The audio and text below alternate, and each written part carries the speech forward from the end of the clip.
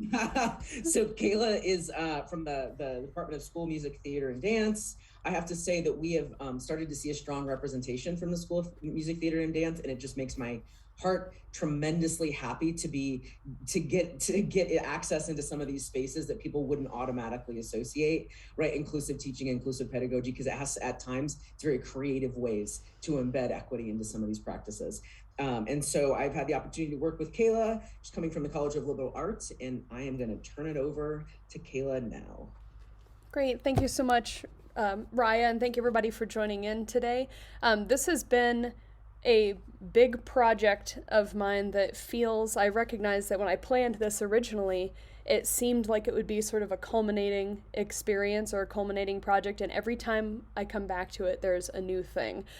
So the project that I'm sharing with you today is the beginning of what I hope to be really a school-wide and a field-wide a resource that we can help create as we continue to diversify classical repertoire in musical study, particularly studying classical skills of historically orchestral instruments is what I've looked at specifically. And I teach bassoons. So the examples you'll see here today are bassoon performance standards and how I personally have looked at diversifying our repertoire and our curriculum in the bassoon studio here.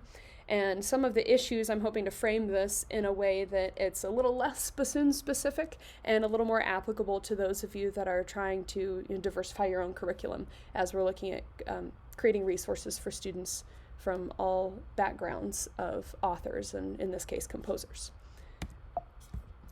So what you'll see from me today is essentially this 4-step process that I've proposed and I'm working through continuously on my own of identifying some of the issues that are at hand with our curriculum as it currently exists, the research behind what it would take to diversify that curriculum, and then to implement that with students. And then the final step, which is where we're all sort of striving for, is to normalize some of the historically underrepresented voices that have not yet been normalized. So the steps that you'll see from me today are analyzing the environment. This is both my personal environment, the pedagogical environment that I grew up in as a student and that I've been creating for my own students, and then our general musical environment in the field of Western classical music in the United States. I go into the dangers that I've run into, some of the pitfalls that I think we can all extrapolate out to larger pieces of advice for how can this process be both beneficial but also accidentally harmful to students, to the composers in this case, or to the authors in some other fields, and then to us as teachers. And then I actually break down a series of steps that I think are important for us to consider both before we interact with students with our new curriculum and things that we can do with students, so dividing that into preparation and practice. So to give you just a little bit of background, my identification started with recognizing what we consider to be, or what I consider to be, standard repertoire by level. And this is where I try very hard not to be too ashamed by this. I pulled up some graduate school and earlier projects that I did, analyzing kind of what do I consider students to need to be able to play, and categorized what of these composers that are considered standard to bassoon repertoire are people of color, who identifies as female or a non-binary individual, and who is a publicly queer person. And you can see by the color coding there, it is not the most diverse list that we have ever run into. I did find some difficulties specific to our charge as classical music trainers in representing a balanced curriculum in terms of chronology. So from music, the first bassoon sonata was written in 1608. So we have quite a lot of history from 1608 to 2022. And as with most fields, there was not very evenly distributed representation until much more recently. So I do sort of get into some of the issues with that. But of my 50 or 60 standard pieces of repertoire, only 7 or 8 of them were by marginalized or historically underrepresented composers. So in the interest of making this applicable to the semester here and to my students here at CSU, I identified the levels of music that we're looking for. This is technical and musical levels of what we consider proficiencies. I won't walk too far into the weeds with this, but the moral of the story is that I categorize the music into 4 levels. There's essentially freshman level music, what I would consider to be representative of of ability on the bassoon to be accepted to a college level music program. We conduct mid-degree performance exams at the end of the second year that check off some different proficiencies, a degree recital at the end of the fourth year, and then sort of a post-baccalaureate graduate study into a professional career. So those are the 4 levels. Those of you that have a little bit more, want to dig into the musical weeds, on the teal side of the board here are the things that I looked at for this. Categorized all of these skills into the different levels of performance, and the idea for this was to set a framework of repertoire to make sure that as I am personally diversifying what I consider to be a 4-year curriculum, 4 to 5 year, depending on how long the students are here, 4+ year curriculum, that there's representation at every level, and that we don't sort of fall into one of the pitfalls that I will go a little further into detail later with, accidentally creating a false marriage between something like difficult repertoire and diverse repertoire, or easy repertoire and repertoire by women, for example. We can accidentally create some of those parallels if I am not mindful of these things. So once creating those 4 categories, I started digging into some of the composers that have recently been writing for my instrument in particular, and looking for basically how do we find this information. I think this is a particular problem in the classical music field, that we have a drive to really diversify our offerings, but we literally don't know where to find the music. So I looked into organizations that are regularly commissioning music, so paying new composers to write music for them, for the bassoon specifically. There are a few you can see on that white side of the board there. International Double Reed Society has some project grants recently that have been specifically only open to composers of color. Meg Quigley Vivaldi competition regularly features performers and composers and commissions people to write music who do not identify as male.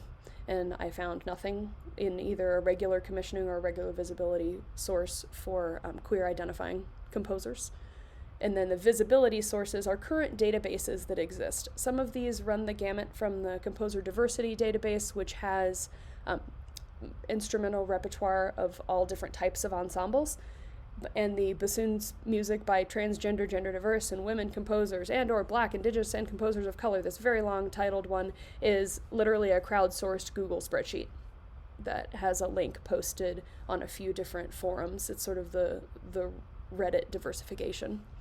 But over the past several years, the pieces that you see on the right have sort of been accepted as new standards in the repertoire for bassoon.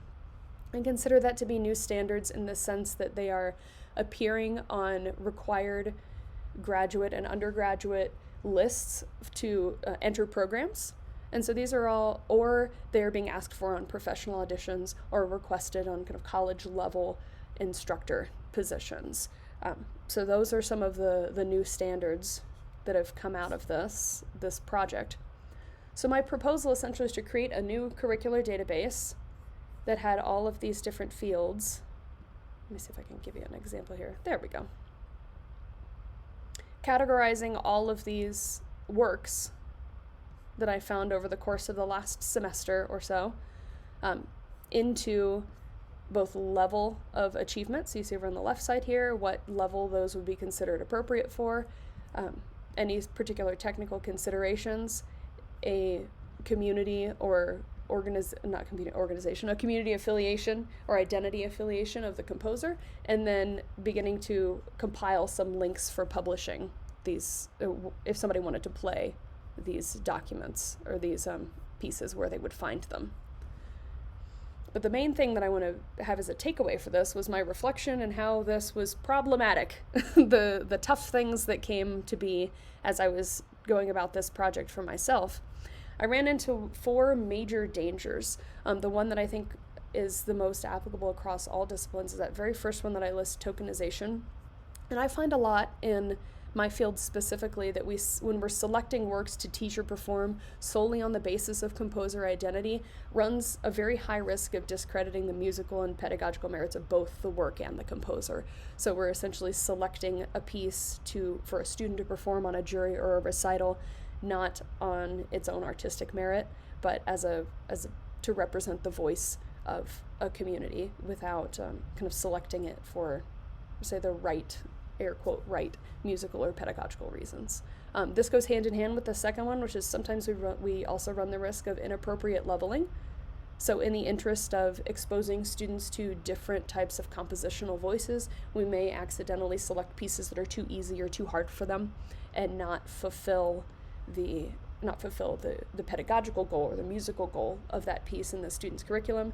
And then the real danger of that, I find, is less the acute problem of a student one time playing a piece that's too difficult for them at their current level, but then that creates a poor association with that composer and makes the student less likely to seek out that type of repertoire in the future, or that composer again. The false parallels I mentioned a little bit earlier as we emphasize diversifying curriculum via new repertoire. A lot of times, because this is through commissioning in contemporary music fields with living composers, and we don't, say, spend as much field-specific effort in uncovering works by underrepresented composers from older time periods, there is often a false marriage created between the idea of playing music that is new and music that is diverse, and that limits our exposure in the curriculum to both older music by diverse composers and also sort of fills the slot of contemporary music with particular voices for modern music, and we end up strategically leaving some composers' voices out. And the last one, which is less common, I noted, but I have seen it happen and it's definitely worth acknowledging, is the accidental outing of composers. This happens mostly with personal relationships with composers. If you're, say, commissioning someone to write a piece and know details about their personal life and share that via program notes, then that removes their ownership and discretion of revealing their own personal information. So we run some personal risks with some of this process as well. The thing that I want to draw attention to are these, how do you know that you're running into these pitfalls?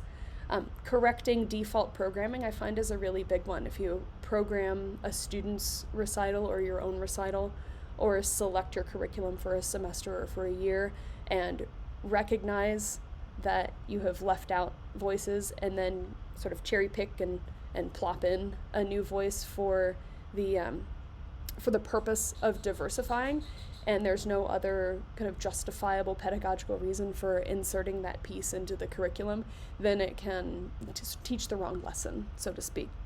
So my encouragement comes in this next slide is, when does that programming adjustment happen, would be before the students receive their curriculum, essentially.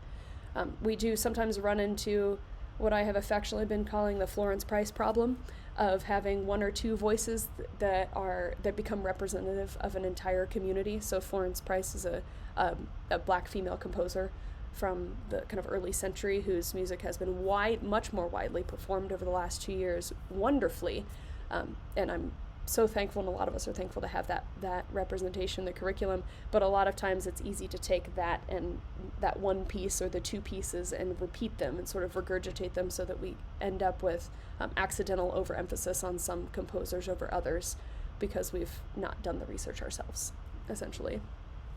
The other indicator of something may be going wrong is what I've been calling the icky feeling. So if you are making these decisions about diversifying curriculum, reflecting honestly, and feel as if you're promoting works, or in my case composers, only as a performative gesture and not in the interest of normalizing, then that's been something that I personally have walked up against in this process, is reflecting on my motivations. Is this something that is done publicly or done from a place of actual contributing to equity? So my last couple minutes here, my call to action with the steps. And as you're considering diversifying your own curriculum, and as I have worked through this project and am continuing to work, before the students engage with the material, that's where the first few things are: identifying your own biases, identifying my own biases, and where the holes are in the curriculum. At the research stage, this is where I struggle, honestly, if I'm very honest about it, with the idea of tokenization as a step toward normalization. I found myself, I'd mentioned this to Raya last semester, that I really struggled with the idea of, I don't know where I'm finding this, I'm going to Google and typing in gay composer. And it was a very tricky place for me to exist as a professional, as a human, but moving through that process of the research toward normalization and allowing some of that to exist in its dissonance, I think actually can be a really important part, as long as you continue through the next step of testing the repertoire before students interact with it, and then with the students is when they implement, and we move toward normalization by these repetitive inclusions over time. So with my last little second here, jump ahead, there's my summary slide. Here's an example of how that has panned out for this past year, or since 2020 really for me. The pieces that are on the left are ones that I purchased and bought and studied through the process that felt like tokenization, and then you can see on the right hand side the ones that I have actually ended up in my curriculum through final degree recitals with students. I recognize I'm right up at the edge of time, but that is the some of my conclusions and my process as I'm looking to expand the voices that are represented in classical music, particularly in these bassoon performance standards, with an eye to what it means to tokenize versus normalize something. Thank you so much, Kayla. That was fantastic. Really just, even as I had the opportunity to serve as Kayla's mentor, and so we had a lot of conversations about really bringing that critical reflection of tokenization, and it is a difficult tension to hold, right? And it really is, and we have to work through it, right? Because historically people have been excluded and isolated out of composing, or outright stolen, and published under a different name. And so how do you really dig deep and give credit? So thank you. I am beyond impressed at all the work that you've done. Also, if you ever want to hear what the bassoon sounds like, I didn't know, and Kayla shared some links of Kayla playing the bassoon. She's fantastic, and it was really incredible to see. And I love this, just a different way to bring in some of these historically marginalized and excluded voices. So thank you so much, Kayla. Unfortunately, we don't have any time for questions. If you have questions, feel free to reach out to Kayla specifically. I loved that little, here's a tip for you all to diversify in the future. And so I encourage you all to reach out to Kayla about how to go about that. Thank you so much. Yeah, absolutely.